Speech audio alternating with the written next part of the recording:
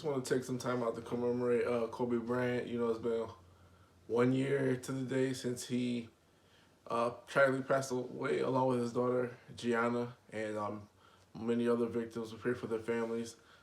One thing that I want to really explore about Kobe is not necessarily the basketball accolades or where does he sit all time or, you know, the crazy things that he did in his game and or the Mamba mentality. I just want to talk about a few things that really affected everybody's childhood growing up in terms of Kobe Bryant. Kobe Bryant was the first guy to enforce the notion that if you work hard at something and you want it bad enough, you will succeed.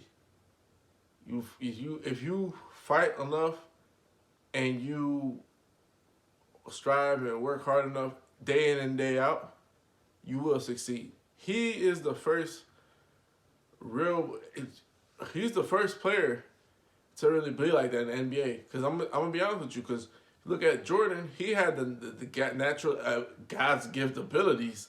You know what I'm saying? Some of that vertical he had and things of that nature. Not to say Mike never worked hard, but Mike party, cigarettes, all that other stuff. I mean, not cigars and stuff like that. Look at LeBron James. He's had natural freak ability as well. You look at somebody like T-Mac growing up, the game looked so easy for T-Mac. Kobe was the one guy. He didn't have crazy speed or blow by somebody. He didn't have the jumper. He didn't have the innate talent or whatever the case is. He had like height. Don't get that from his dad. But other than that, he was the first player to show you like, if you work really, really, really hard, you can achieve what you want to achieve. And just to tell you from my background of growing up, every night the Lakers play, you see Kobe on the court. The next day you're going on the court. From the night before, you practicing that move that he did. He was the first person to really make you feel like, yo, practice is cool. Like, going up to get shots is cool. Working on my game is cool.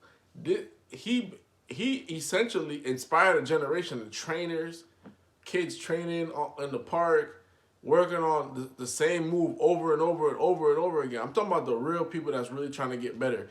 He inspired those guys where, you know, growing up, it was like, you want to be a good shooter, you got to get 1,000 shots a day. Kobe was making 2,000 shots a day, 2,000 makes a day.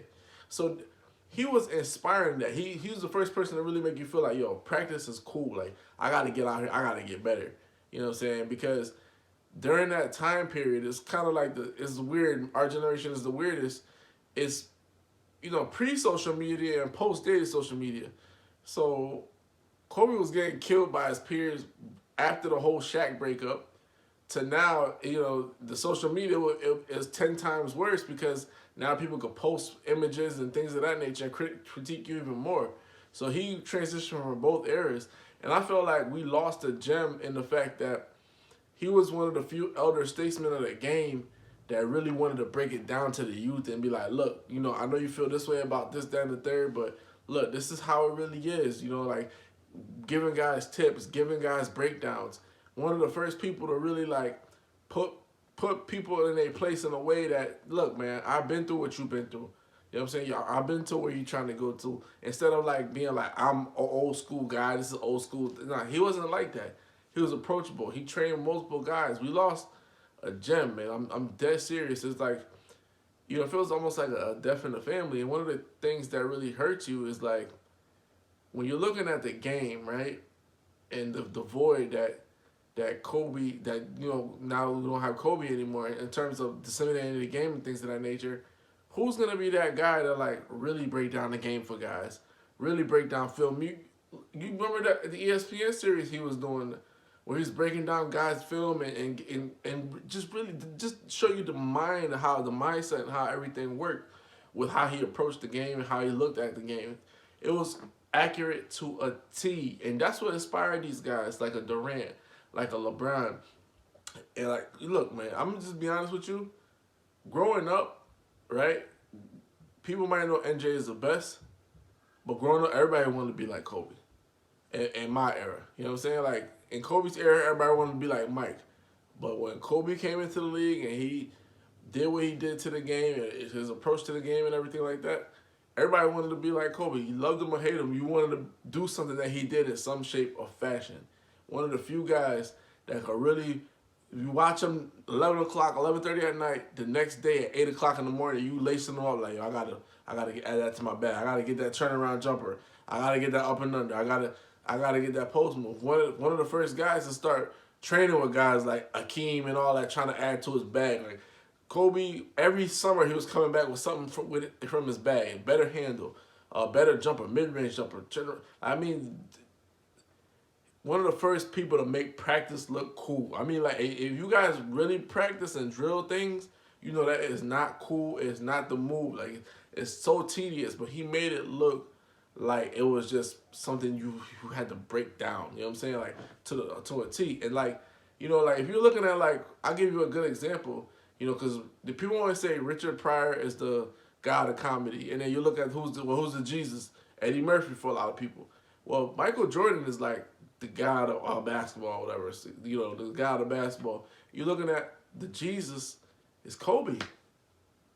It's Kobe, really, because he embodied everything Mike did and what he stood for. He did it in his own fashion, and then he broke it down to everybody. And just the mental jewels that he dropped to people. The work ethic that he put out. Like, I mean, there's nobody working harder. You hear all them stories about how he's in the gym 4 in the morning. Where you think all these other guys getting inspired and stuff like that.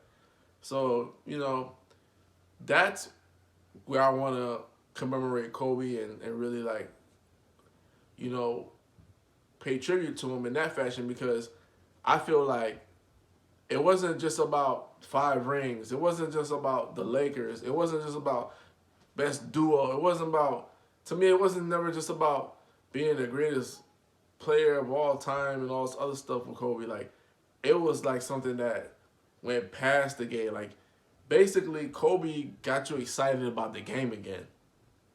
When Jordan was retiring and the NBA was like, well, who's going to be the next star? Kobe got you excited.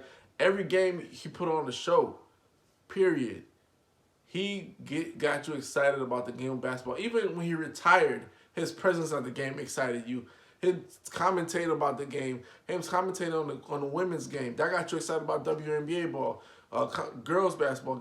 He just, his knack for inciting excitement of the game of basketball is nothing like we ever seen before. And I feel like that's what the game is going to miss 100%. Because there's nobody in the game that really makes you feel like, I don't know, the people like LeBron, you like to watch them and stuff like that, but get you excited. Like, I mean, like, really get you excited. Like, look, oh man, like, not only is he gonna put on a show, he's gonna try to take somebody's heart out. It's gonna look like it's personal. It's gonna be to the utmost.